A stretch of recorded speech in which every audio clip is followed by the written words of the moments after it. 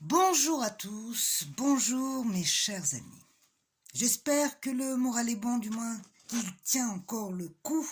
Pour ces derniers temps, on va espérer que le 11, nous puissions peut-être éventuellement penser à déconfiner, bien que ça reste un sujet très épineux. Mais, pour le moment, il est temps de passer du bon temps ensemble. Quel bonheur d'être en votre compagnie! Comme par magie, on est seul là, tristounet, à ressasser avec soi-même, et puis, tout à coup, même à des milliers de kilomètres, on se retrouve ensemble. C'est bon ça quand même, hein? Et en plus, au moment où on le choisit. Ça a quand même du bon, la technologie, quand même. Même si en ce moment nous enfume un peu avec la 5G, n'est-ce pas? Nous en bénéficions tous. Mais sans complètement assumer non plus. Après tout, le monde qui se prépare pourrait se suffire. Il suffirait pour cela que nous arrêtions d'utiliser. Pratiquant, mais pas coupable. Alors, complice. Je fume, c'est pas bon. L'état s'engraisse de mon addiction. Alors, par manque de volonté, sans pour autant me sacrifier, je fume modérément, en me fixant mes propres limites, en fonction, bien entendu, de mon entendement. Ça me donne meilleure conscience. On en est tous au même point. Quand on a conscience de qui nous sommes, de nos réels besoins, même si ce n'est pas bien, on compromise. Un homme averti en vaut deux et missionne le troisième. L'excès, l'opulence, l'explosion, c'est un peu comme l'organisme de l'amour. On peut aimer passionnément, à la folie ou désespérément. L'amour, c'est un sentiment bizarre quand même, irrationnel, en surface bien sûr, qui lie deux êtres, voire plus, qui vous colle à la peau, pénètre dans vos cellules, vos entrailles, et devient presque vital. On peut mourir d'amour.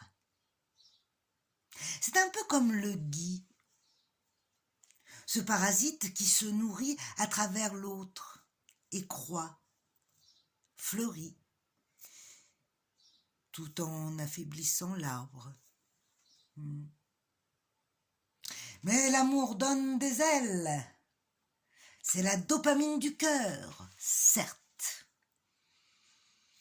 Car sans lui rien ne vaut d'être vécu. Sauf que, par moments, il brûle nos ailes au barbecue. Par obsession, que voulez-vous, et peut rendre un colosse aussi fragile qu'une jouvencelle au printemps. L'amour rend fort, l'amour rend beau, mais peut démolir un colosse, tel Rambo. Ça rimait bien. La psychanalyse parle de symptômes qui se reconnaissent. Et oui, Cupidon ne tirerait pas sa flèche au hasard, mais sur l'avatar de résonance commune qui s'accorde et se reconnaît aux besoins que nous avons à travailler. Ensemble. Ça calme, hein? Comment je perçois l'amour? Comme une victime, un sauveur, un bourreau? Sachez que vous trouverez toujours l'inverse, car on réagit au familier et on raisonne par le contraire. Sauf résilience, bien entendu. Un couple, c'est trois. Moi, toi et nous. Les meilleures références d'amour que nous puissions avoir dans la vie, si on se positionne bien, bien entendu, c'est l'amour-amitié, qui ouvre un sens beaucoup plus inconditionnel. Mais pour répondre à ces questions, nous allons donc faire appel à une amie. Oui, la carte du jour que j'ai nommée le 3 de coupe.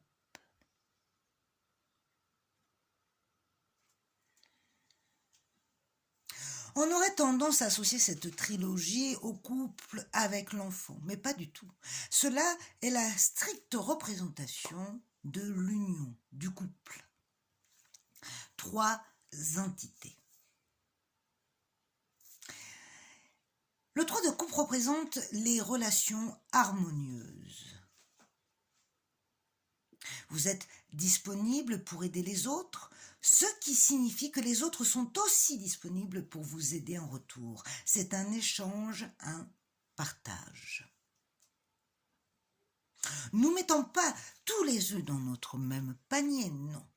Mais nous en confectionnons un troisième où nous allons mettre des œufs en commun, tout en gardant notre propre panier, bien entendu. Vous constatez qu'en vous tournant vers vos amis, vous recevez l'amour, le soutien, la compassion, l'entraide. C'est un gage de sûreté, de fidélité, sans possessivité. Il y a une unité de pensée qui vous unit, une empathie profonde, une bienveillance vigilante. C'est l'axe de la sociabilisation. La garantie d'une belle union, d'une complicité. Elle illustre un équilibre harmonieux entre le respect de vos engagements personnels et le temps passé avec vos amis, votre famille. Tout est en ordre. C'est un bon compromis. Le moment idéal pour se laisser aller et se faire plaisir. Et apprécier pourquoi pas les plaisirs gastronomiques et savourer de la bonne nourriture, du vin, des cocktails, de la musique, de la danse. Car plus je reconnais, plus j'apprécie et plus je sais ce que j'aime et surtout ce que je n'aime pas. Et même si les problèmes de la vie continuent, vous prenez le temps d'oublier les tracas du monde quotidien et de profiter des bons moments qui, dans la vie, vous ont été donnés. Vous profitez de chaque instant, quoi qu'il arrive. Eh bien, l'amour, c'est un peu ça. C'est un contrat implicite, une association explicite, qui laisse trop de place à la divagation régressive et possessive sans définition.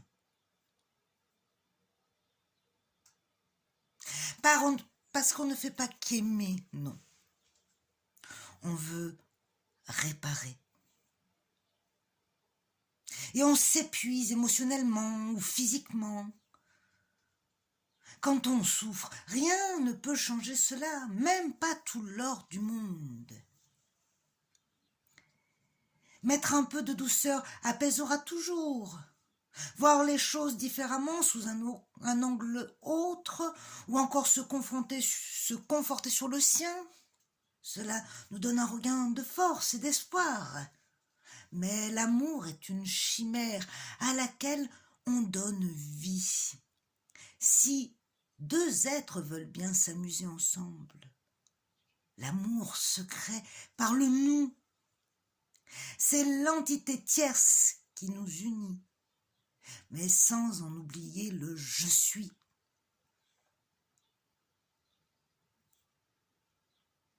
Alors soyons, en faisant appel à notre petit travail, bien entendu, d'introspection, que aujourd'hui je vais vous laisser intuiter et adapter en fonction de votre propre résonance. Nous en avons vu un beau panel.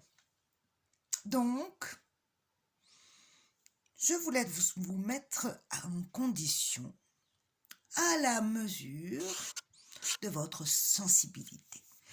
Mettez la vidéo sur pause, on se retrouve dans 1 minute exactement.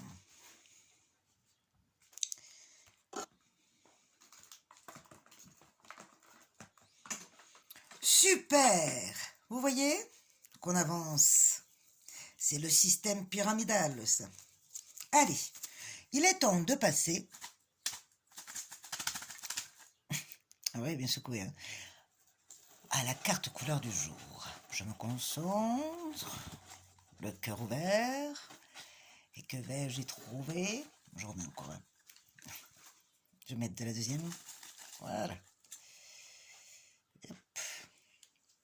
Oh bah alors là, en tout cas, je suis tendance avec le sujet. Hein.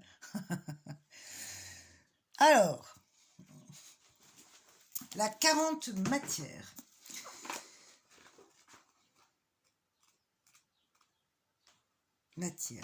La diplomatie. Je pourrais dire que j'ai 2 visions. Celle qui me permet de voir et de déduire, et celle par laquelle je vois ce que je regarde en priorité. La partie qui voit et l'autre qui observe ce que je vois. Ces 2 visions cohabitent mon même cerveau et selon les moments, l'une oublie l'existence de l'autre. Celui qui voit est sûr de ce qu'il voit et prend peur. Celui qui observe, celui qui voit, avoir peur, sait pourquoi. Il ne dit rien, il est diplomate. Il se tait pour laisser découvrir tout seul que sa peur n'a pas de cause liée à ce qu'il a vu. Cette peur est liée à mon histoire. Elle n'est pas ce qu'il y a à voir. Eh bien, non. C'est toujours pertinent quand même. Hein? Alors bien sûr, c'est à méditer, à réfléchir. Hier, je ne voulais pas préciser, mais vous savez que maintenant nous adaptons notre défi du jour en fonction de la résonance du sujet du jour. Alors, je vous laisse me surprendre, bien entendu. Allez, on termine avec la petite anecdote du jour. C'est de l'ombre et de la lumière que sortent les couleurs les plus vives. Et bien voilà, je vous laisse encore réfléchir à tout ça, à mijoter, confiner à l'intérieur. Et en attendant, prenez soin de vous. Je vous dis à demain.